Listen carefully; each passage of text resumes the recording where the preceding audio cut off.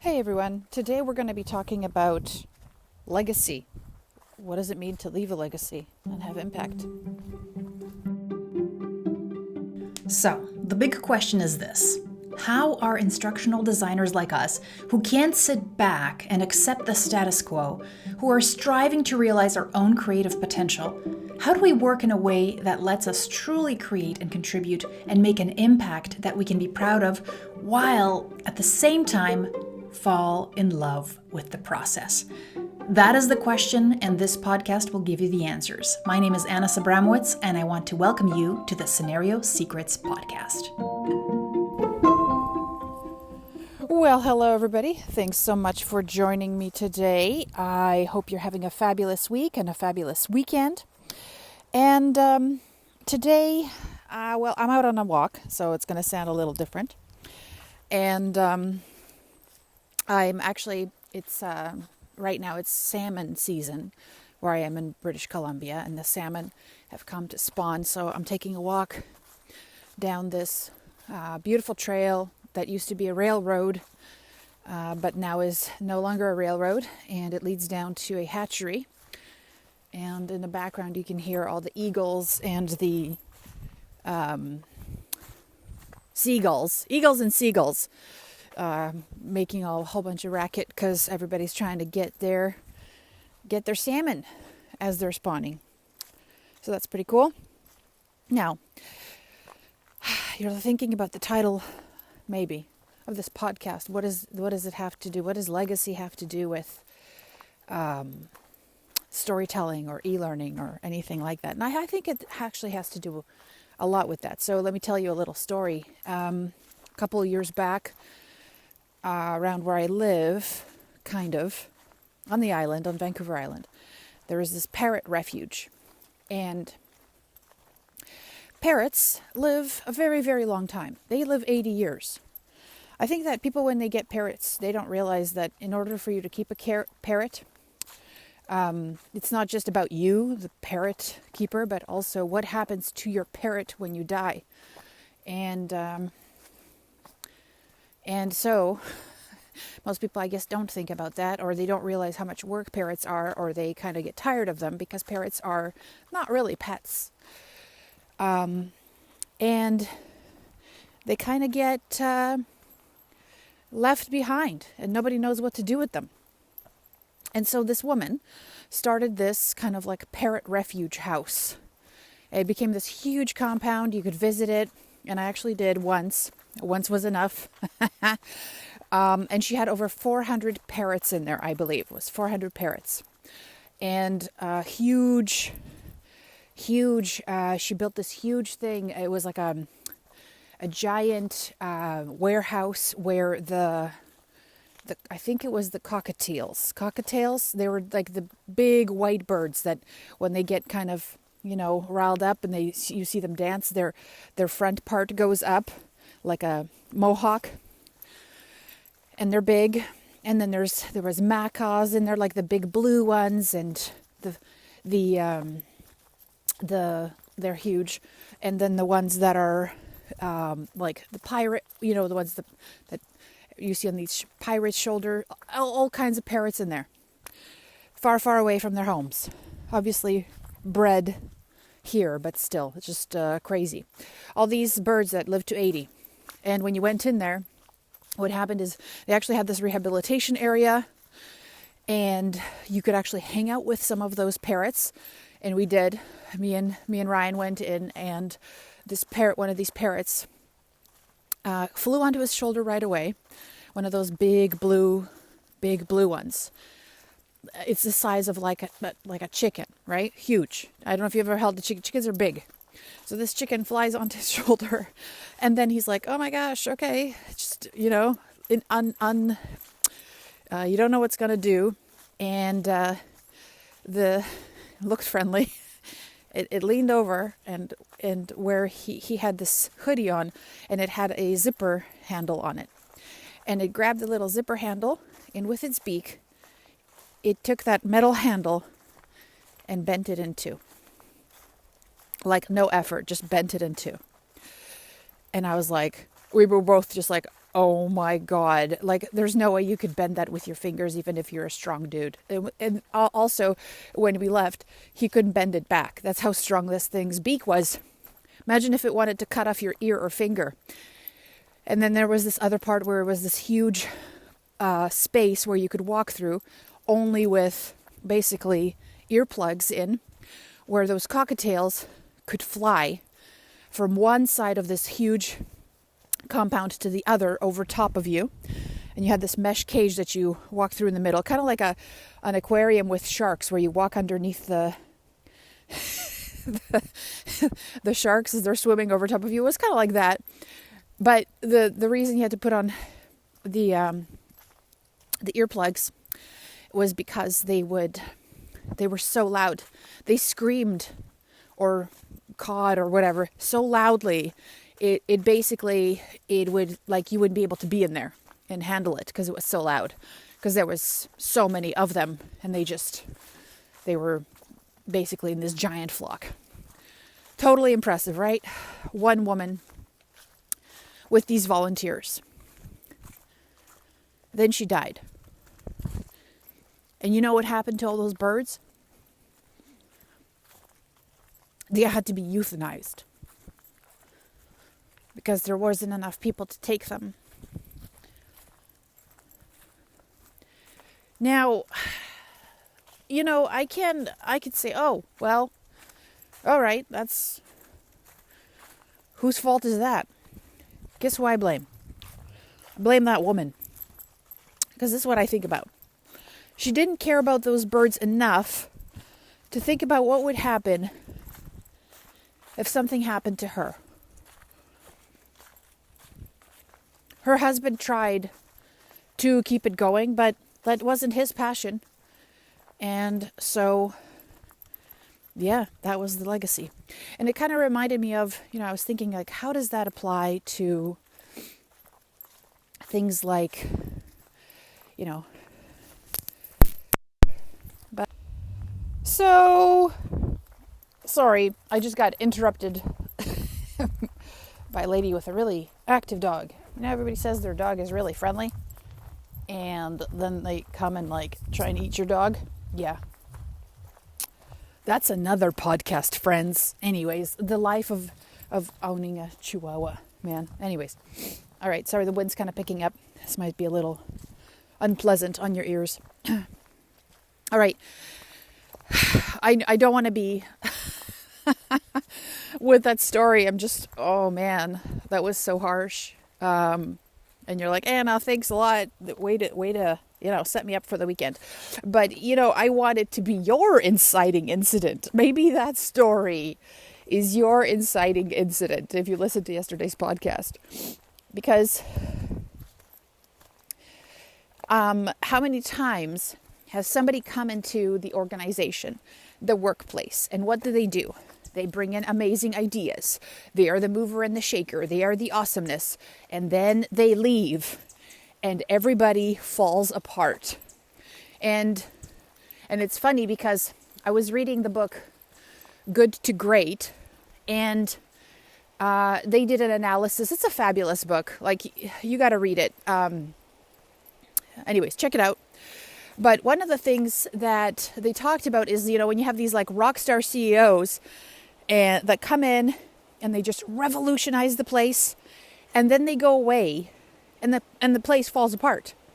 And you're like, whose fault is that? And I'm like, I think I blame the CEO, because the idea is, if you really want to leave a legacy of change, you have to build people up around you to do that.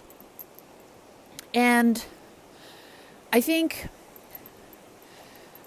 you know, this is easy kind of to do, or adopt a mindset that, you know, nobody needs to be good.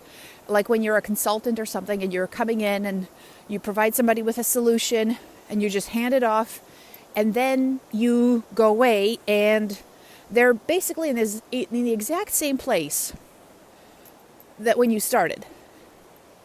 But imagine if a part of the service that you provided, and it wasn't like a service that you provide that's like, oh, this is a line on an invoice. Like, by the way, I'm going to help you understand what I'm doing so that you're better at making these decisions on your own in the future.